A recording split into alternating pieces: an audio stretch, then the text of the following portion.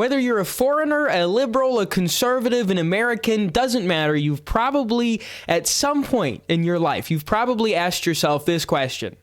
What is the purpose of the Second Amendment? Well, today we're going to break that down, folks. My name is Victor Nieves. I'm an author, a radio show host. I do the whole political commentary. I'm a history nerd, and I love the Second Amendment. I am an absolute defender of the Second Amendment, and today I'm going to give you my pitch. I'm going to give you my pitch for why we have the Second Amendment. What is the purpose of the Second Amendment? Well, for starters, let's remind ourselves of the language here. The Second Amendment says, and I quote, "A well-regulated militia being necessary to the security of a free state, the right of the people to keep and bear arms shall not be infringed." Okay, that's all fine and dandy, but why? Why shall not be infringed, right? This right of the people to keep and bear arms, why should that not be infringed? Well, the simple answer I have for you is that the Second Amendment isn't about hunting, it's not about fishing, it's not about any of the recreational activities, which I do enjoy. Those are all great, those are all fine and dandy, but the Second Amendment, the purpose of it isn't about hunting. It's not about recreation, it's not about sport shooting. The purpose of the Second Amendment, I put it this way. It is the final check and balance. We're all familiar, right, with the checks and balances within the American system of government, right? You've got certain branches of government reserve certain powers. You've got certain levels of government reserve certain powers. Like the 10th Amendment says that all powers not granted to Congress are reserved for the states, so on and so forth. We're familiar. We're all, generally speaking, very familiar with that. But what some people have failed to mention, what the public education system has failed to clarify, is that the purpose of the Second Amendment is to be the final check and balance between a free people and their government. See, all of those potential liberals who may be out there watching this video, you're thinking, what are you talking about? It's a final check and balance between a free people and their government. Okay, well, imagine that you have this institutionally racist, systematically oppressive, horrible government headed by an orange man with weird hair. And one day the orange man with the weird hair gets up and says, "It's huge. It's going to be great. Congress, you can go home. Supreme Court, you're fired. I'm the king now." Right? Well, that would be a terrible thing. I'm sure, right? You can imagine that would be the worst thing in human history if this mysterious orange man that you think is so horrible and dictatorish was to go up and just start disbanding Congress and to take control of the military and be like, yeah, I'm the dictator now. I'm the king orange man.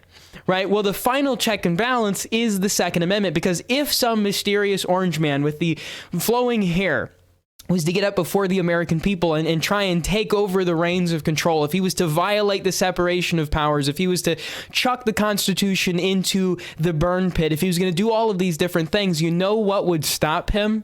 It's the American people that are well-armed. It's that well-armed militia mentioned in the Second Amendment of the United States Constitution. The right of the people to keep and bear arms shall not be infringed, because it is the final check and balance between the people and a tyrannical or overreaching or oppressive government. And see, some people are disillusioned.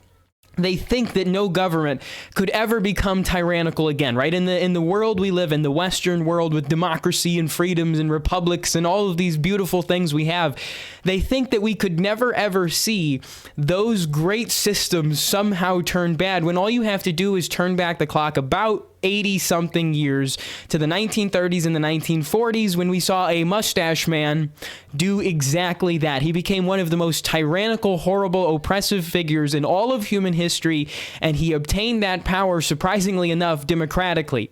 But what some people forget is that in 1933, Adolf Hitler disarmed the Jews, the very same year that the first concentration camp Dachau was formed. See, every single tyrannical government has always sought to disarm the people, because they fundamentally understand the truth that the Second Amendment, or the citizens bearing arms, is the final check and balance that exists between them and that free people. If you wish to subjugate a free people, you first must disarm them.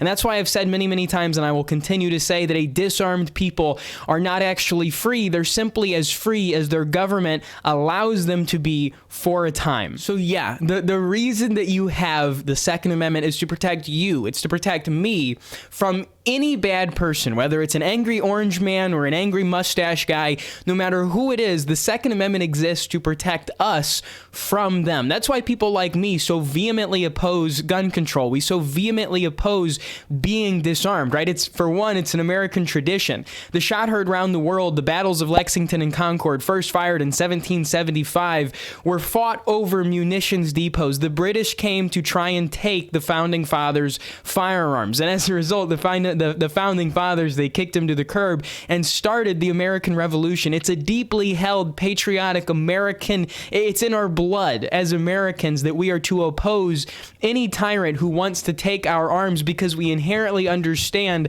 that a disarmed population is not free, but an armed population, we retain that final check and balance against an oppressive government. So, now you know. In this short couple minutes video, now you know what the purpose of the Second Amendment is. Listen, folks, you don't always have to agree with me. Let me know in the comment section, do you agree? Do you think that that's a worthwhile endeavor? Is the Second Amendment and that final check and balance, that final protection for the people, is it worthwhile? Or maybe you're liberal, you think somehow that's outdated. Personally, I would disagree, but let me know in the comment section, folks. Like, comment, subscribe, do all of that goofy stuff. Check out any of my other videos. And until next time, keep me in your prayers. Keep your country in your prayers. God bless.